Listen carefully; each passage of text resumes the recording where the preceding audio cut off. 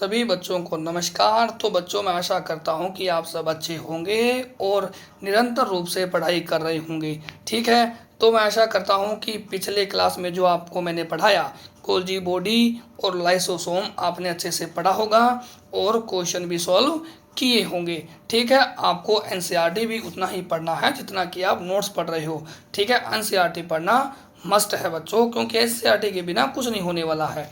ठीक है, तो बच्चों आज अपने शुरू करते हैं नया कोशिकांग जिसका नाम है रिक्तिका या फिर रसधानी या फिर इसी का दूसरा नाम वैक्यूल है।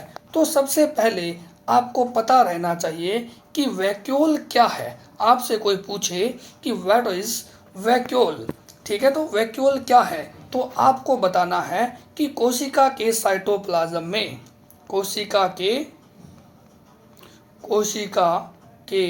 कोशिका द्रव्य में, है ना, साइटोप्लाज्म होता है कोशिका द्रव्य में झिल्ली द्वारा घिरा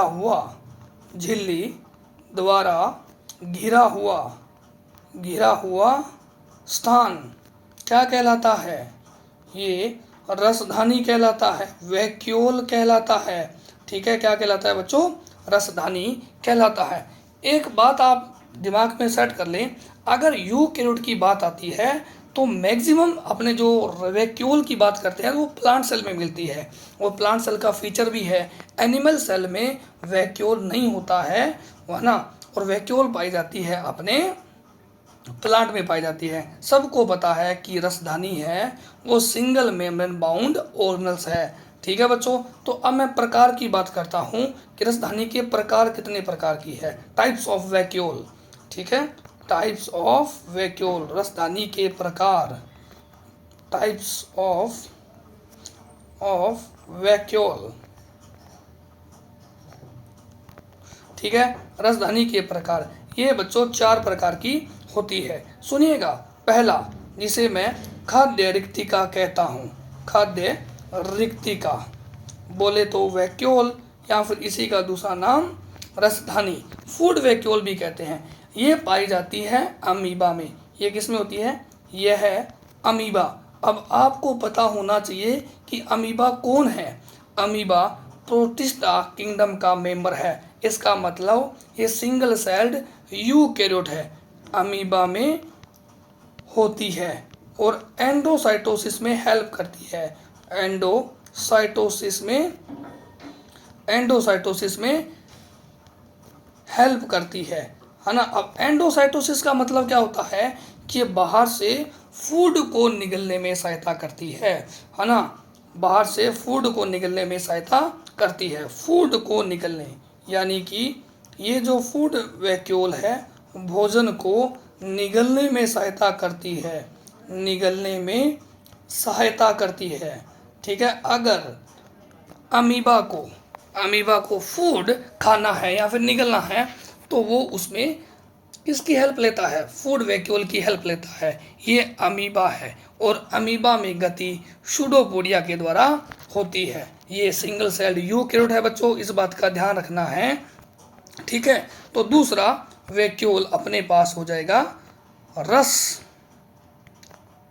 वैक्यूल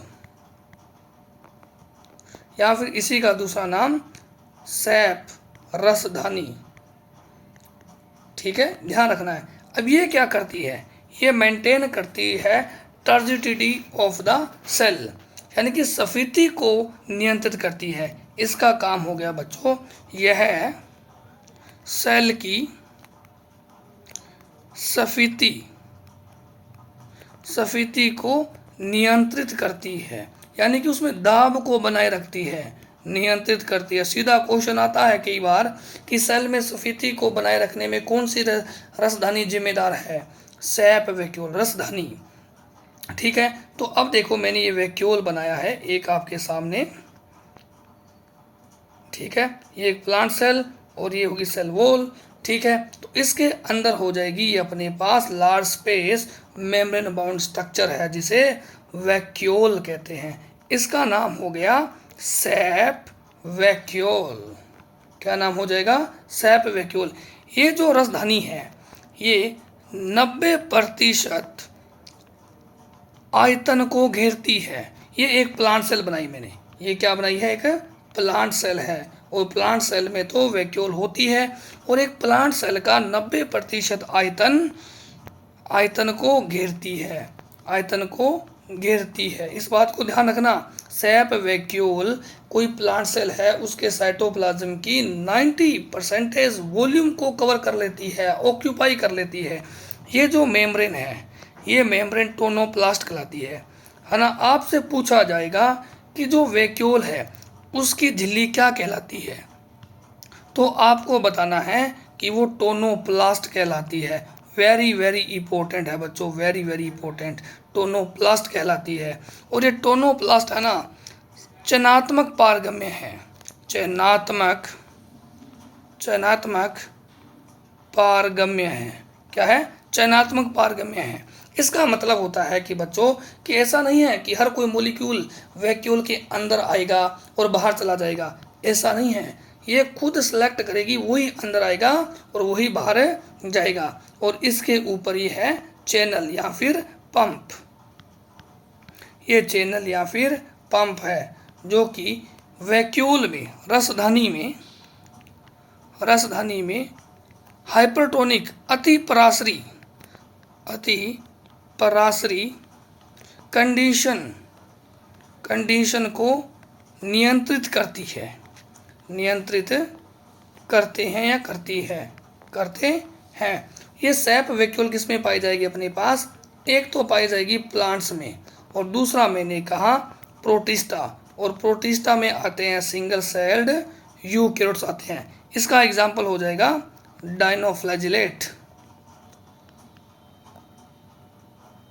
डाइनोफ्लैजिलेट में पाए जाते हैं। ठीक है बच्चों, ध्यान रखना कि खाद्य रिक्तिका है वो अमीबा में पाई जाती है, जबकि रसधानी है जो सैप वैक्यूल है वो पाई जाती है अपने डाइनोफ्लैजिलेट एंड प्लांट्स में पाई जाती है। अब देखो 3 नंबर वैक्यूल कौन सी है, उसका नाम है संकुचनशील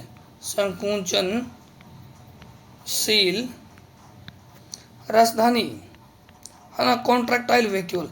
ये पाई जाती है जो फ्रेश वाटर ऑर्गेनिज्म होते हैं, यानी कि नदियों वाला पानी जिसे अपने पी सके, उसमें कोई ऑर्गेनिज्म रहता है तो उसमें कॉन्ट्रैक्टाइल वैक्यूल पाई जाती है।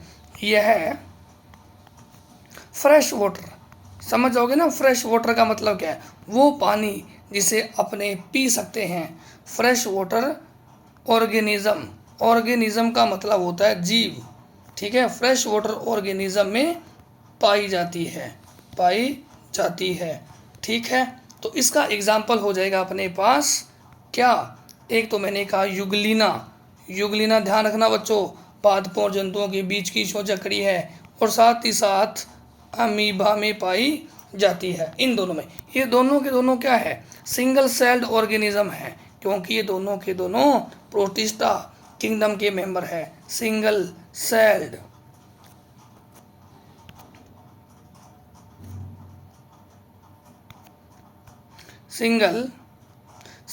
ऑर्गेनिज्म है, जीव है, एक कोशिकीय जीव है, ठीक है। इनमें क्या होता है कि ये जो ऑर्गेनिज्म है, इनमें क्या होता है कि ये फ्रेश वाटर ऑर्गेनिज्म है, तो इनमें एक्सेस वाटर है, मतलब कि ज़्यादा पानी अंदर आ जाता है, तो ये कॉन्ट्रैक्टाइल वैक्यूल उस एक्सेस वाटर को बाहर कर देती है। तो इन जीवों में एक्सेस वाटर, एक्सेस का मतलब होता है बच्चों अतिरिक्त, ठीक है, अतिरिक्त ज़्यादा पीना, तो मतलब कि 1 लीटर है पानी आ जाएगा 2 लीटर 3 लीटर अतिरिक्त, है ना। अब ऐसे मत बोल देना कि सर ये 1 लीटर पानी पी लेंगे क्या, नहीं, एग्जाम्पल दिया है मैंने, एक्सेस वाटर प्रवेश कर जाता है,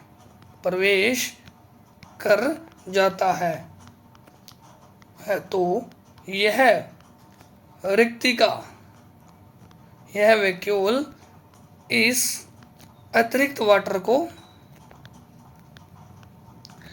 अतिरिक्त जल को रिमूव यानी कि बाहर कर देती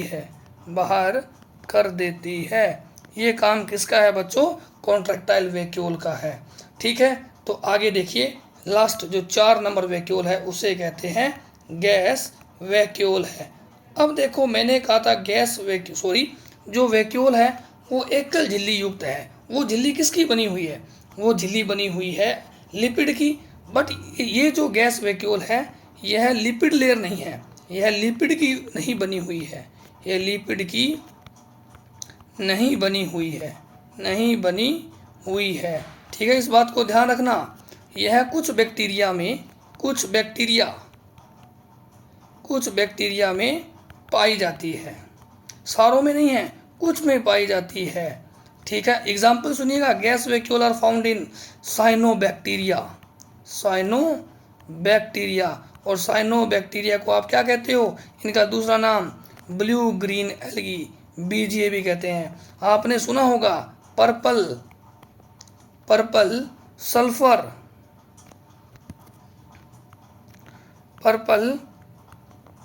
सल्फर बैक्टीरिया और ग्रीन सल्फर बैक्टीरिया में मिलती है, ग्रीन सल्फर बैक्टीरिया में देखने को मिलती है, जीवाणु सल्फर बैक्टीरिया में देखने को मिलती है।